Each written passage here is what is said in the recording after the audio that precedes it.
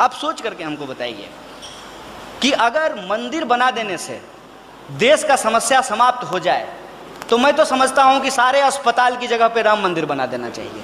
लोग बीमार ही नहीं होंगे। लोग अगर बीमार ही नहीं होंगे तो फिर अस्पताल का जरूरत ही नहीं होगा।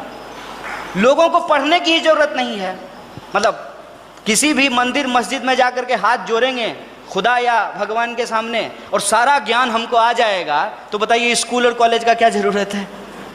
आप जब किसी मॉल में जाते हैं जीन्स खरीदने के लिए तो आपके लिए थोड़ी जीन्स बना है। 28 नंबर के 28 नंबर के कमर के आदमी के लिए जीन्स बना है, 30 नंबर के आदमी के लिए जीन्स बना है, 32 नंबर के कमर वाले व्यक्ति के लिए जीन्स बना है। उसमें आप और आपका चेहरा नहीं है। चॉइस है, जिस चॉइस में आप फिट हो सकते हैं उस चॉइस में आप फिट हो जाइए। तो हम इंडिविजुअल को कलेक्टिव बनाने का प्रयास करते थे, लेकिन आज जो हमारा स्ट्रेटजी और टैक्टिक्स बनना चाहिए उसमें कलेक्टिव तो हम रहेंगे ही, वो तो हमारे सर्वाइवल इंस्टिंक्ट का हिस्सा है।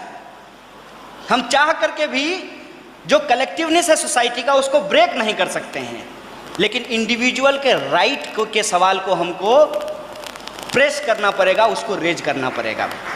और इस नए ज़माने में जिसको कहते हैं 21st सेंचुरी, जो मास स्ट्रगल होगा उसमें जो स्टेट वर्सेज इंडिविजुअल की लड़ाई होगी, जिसमें आप सोशल कॉन्ट्रैक्ट थ्योरी पढ़े होंगे।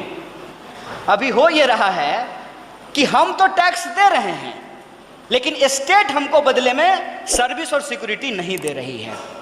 सर्विस और सिक्योरिटी दे रही है। मैं एक क्वेश्चन पूछता हूं कि आपने मोबाइल से कोई चीज बुक किया, you have book something on mobile, आपका पैसा अकाउंट से कट गया और उधर जो सामान आपने बुक किया वो बोला कि हमारे पास पेमेंट नहीं आया है। आप कहां क्लेम करेंगे? आप मुझे बता दीजिए।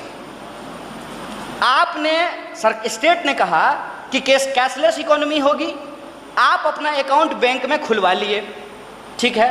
अब बैंक कह रही है कि अगर आप मिनिमम बैलेंस नहीं मेंटेन करके रखेंगे तो आपको फाइन देना पड़ेगा। तो हमको क्या जरूरी है बैंक में जाने का? उसमें अब जो नया सवाल इमर्ज होकर के आ रहा है वो है कि स्टेट वर्सेस इंडिविजुअल की इस लड़ाई में अब स्टेट इंडिविजुअल को कोई राइट नहीं दे रहा है, बल्कि इंडिविजुअल अपना राइट स्टेट के सामने सरेंडर कर रहा है। If individual is surrendering there right in front of state, it is the responsibility of state to provide the proper facility, proper service and proper security। ये नए चीज़ों को हमको रेज करना पड़ेगा, नए सवालों को हमको रेज करना पड़ेगा। और उसमें एक नया सवाल जुड़ जाता है, वो है इकोलॉजी का सवाल, वो है इन्वायरमेंट का सवाल। इकोलॉजी और इन्वायरमेंट का सवाल उसमें इस तरीके से ऐड होता है कि आप देख लीजिए, अगर हम अपने राइट की बात कर रहे हैं तो हमको नेचर को भी एक खास राइट प्रोवाइड करना पड़ेगा फॉर आवर ओन सर्वाइवल।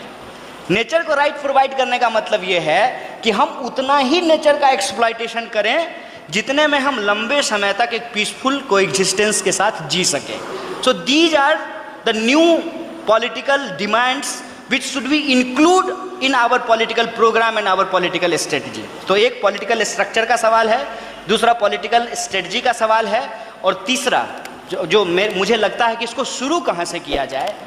मैं समझता हूँ कि ऑलरेडी इस देश में अलग अलग हिस्सों में अलग अलग तरीके का मास मूवमेंट इमर्ज कर रहा है। हमको लगता है कुछ एब्स्ट्रैक्ट आइडिया को हमको डीकंस्ट्रक्ट करने की ज़रूरत है।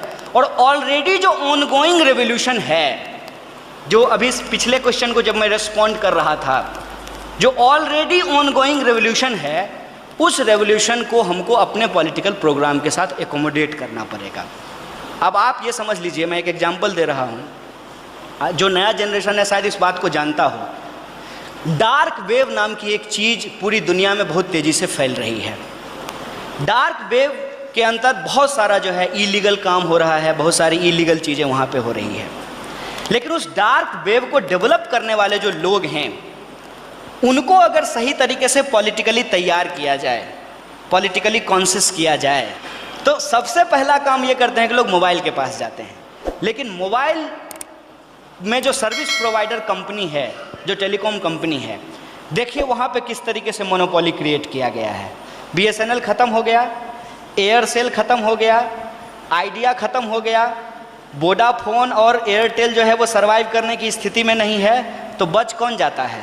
जियो धन धनाधन। जियो की कंपनी और अंबानी जी का 40% स्टेक होल्डर है इंडिया के मीडिया में।